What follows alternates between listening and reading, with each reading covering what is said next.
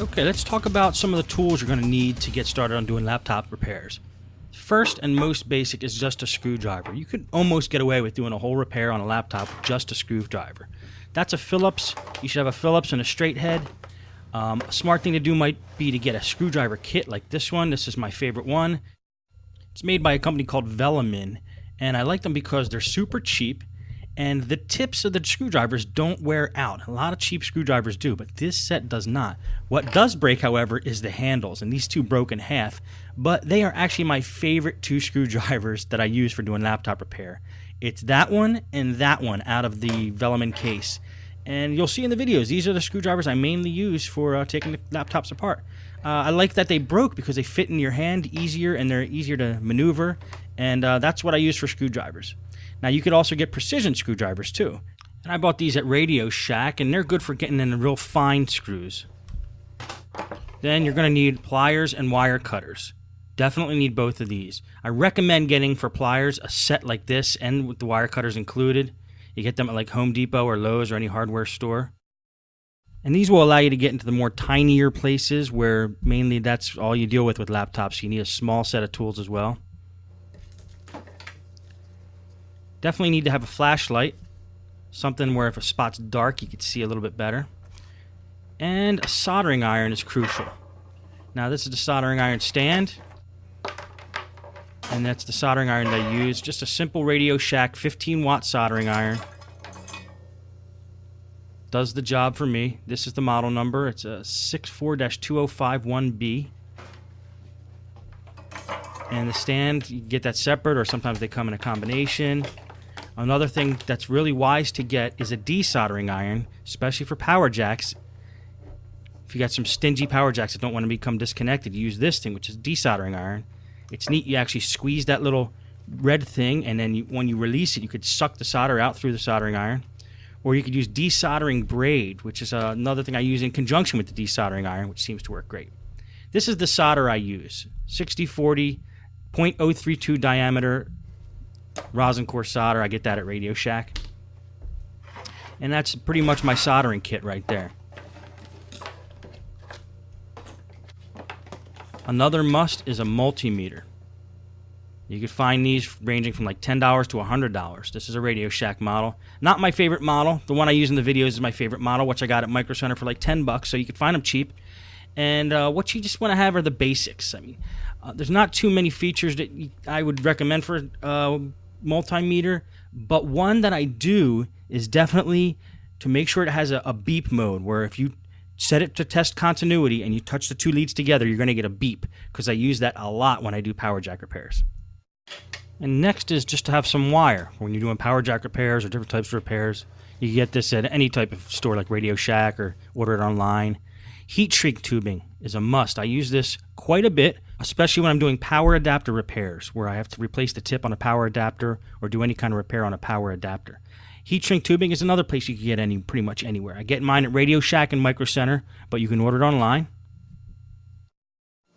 Another tool that I feel is a must is helping hands. Helping hands is simply, a base with some alligator clips connected to it and a magnifying glass. It allows you to hold things, providing you basically with another set of hands, so you could do some, more difficult tasks like soldering things or having things held down that would be normally flapping all around. So helping hands are great for that. Files. Definitely get a small set of files, of like tiny files. I use this especially for scuffing up a wire or creating contact points on a motherboard. And this picture shows files. Don't get the wrong idea. These are actually miniature files. They're pretty small. You'll see how they look in the videos. X-Acto knives. Now, X-Acto knives are something I use fairly frequently, but you never know when you're going to need something really sharp to cut something that you're dealing with. And X-Acto knives are small and they're sharp, and it's a perfect tool to get in there and cut things or shave things that need to be taken care of. And the next thing is glue. Now this is Elmer's Carpenter's glue. I'm almost using this just for the sake of the picture, but I use that very sparingly. The main glues that I actually use are a little bit of Gorilla Glue, but mainly Crazy Glue. Crazy Glue is actually very great for attaching plastic to plastic, and a lot of laptop repairs are just dealing with plastic. So definitely recommend Crazy Glue. It's cheap and you can get your hands on that pretty much anywhere as well. When you want something a little more difficult and you need a strong bond, try epoxy. They make a 5-minute epoxy, which basically dries in 5 minutes. I recommend letting it sit overnight, but you could technically dry things in 5 minutes. And then they make different bonds of epoxy, and we actually have to mix 2 tubes of material. And it smells pretty strong. You want to be in a ventilated area, but it does provide a strong bond. Haven't used epoxy in a while. Again, my main thing that I use is the Crazy Glue. Thermal grease. Now, thermal grease is what we use to create a bond between the processor and the heat sink so heat can flow through efficiently and dissipate. And a popular brand of thermal grease is Arctic Silver. And I have a little tube of that, and that's what I use mainly. It gets a little expensive, but you can use pretty much any thermal grease. You'll be okay. Now, you'll see in the later videos exactly how I use the thermal grease, how much I use, and this kind of thing. So stay tuned for that. Okay, now foam. I always use a piece of foam when I'm working on laptops so I don't scratch the top of the laptop when I'm working on it upside down.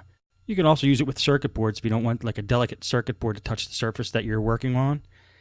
I get these foam pieces usually out of desktop motherboard boxes. When you get a motherboard for a desktop, it's usually shipped in a box that has a square piece of foam under it. That's pretty much exactly what I'm using there. Compressed air. Now, if you watch these videos, you're going to see that I use compressed air a lot when I'm working on laptops. I use it to clean out dusty areas on a laptop. I also use it to blow out the CPU fan, get all the chunks of dust out of there. Also in the heat sink for the CPU, I blow air right through the fins of that and clean that all out.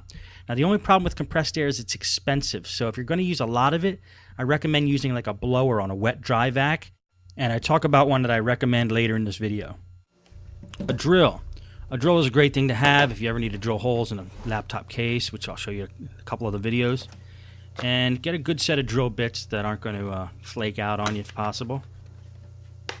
I prefer a cordless drill just because it's more easy to, maneuver. It's not too unwieldy, so I use a Black & Decker for that. Screws and hardware.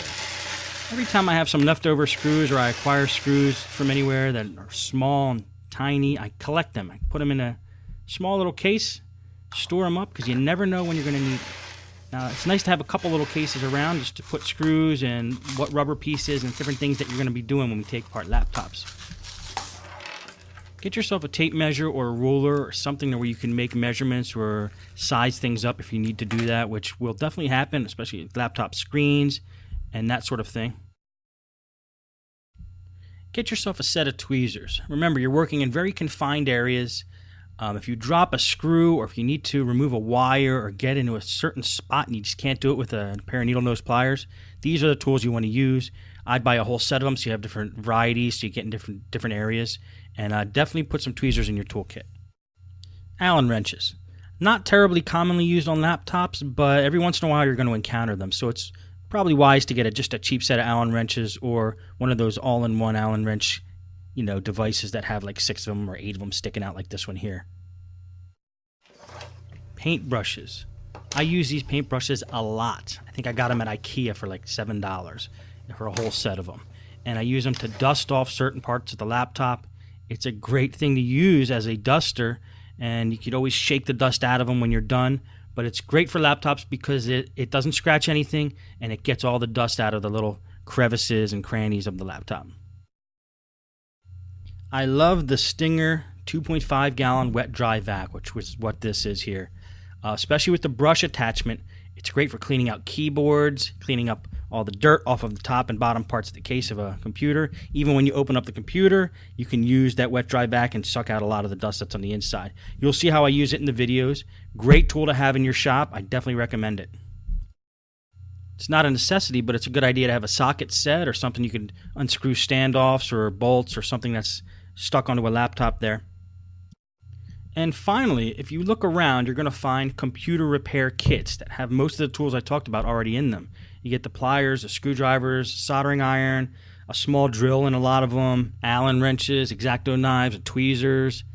It is a good thing to have, especially if you're an on-site technician. You need all your tools in one place.